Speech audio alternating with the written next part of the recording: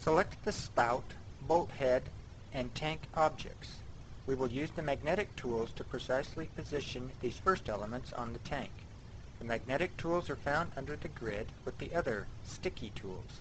Selecting the magnetic tool will activate it. Right-clicking on it will bring up a properties panel with a single entry that we will demonstrate in a bit. To use the magnetic tool, we simply click on a face of the object we want to magnetize. In this case, the bolt head. And then click on the face of the object we want to stick it to. Upon selecting a face on the second object, the bolt head will stick to it and the magnetic tool options will display.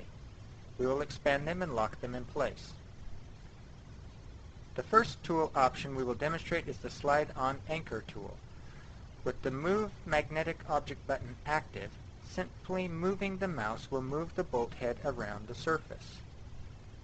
Right-clicking on the Move Magnetic Object icon will bring up the Coordinates panel for restricting directions. This allows us to precisely control the direction the bolt head moves.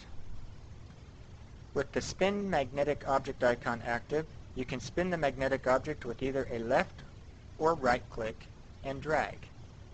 With the Scale Magnetic Object, you can scale with either the left or right mouse button. Notice that the bolt will scale from whichever face is stuck to the tank.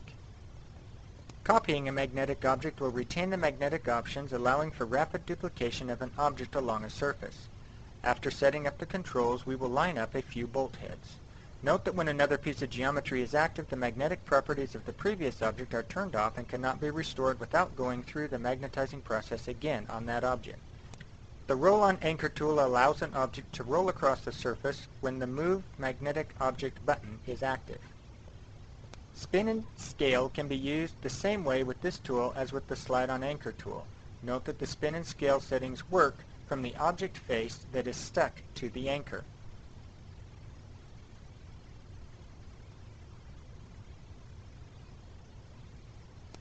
If the Snap to Faces when rolling button is activated, the object will snap to the faces of the anchor as it rolls. The degree of stick for the snap is set on the Properties panel. Setting of 1, there is little resistance. At a setting of 15, the highest setting, there is a lot of resistance. A greater amount of mouse movement is required to get the object to snap to the next face. Next, select the spout. Note that selecting another part or another tool will deactivate the magnetic tool. We need to click on it for each new part unless we copy it. Now select the recessed face of the spout and stick it to the tank. Notice that the magnetized face does not have to be one of the outer faces. This allows edges to be recessed automatically. We can now slide the spout around on the surface and scale and spin it just like the bolt heads.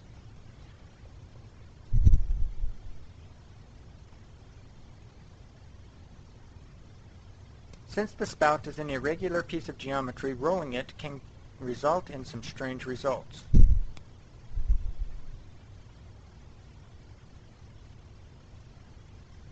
Let's get it back to a normal orientation.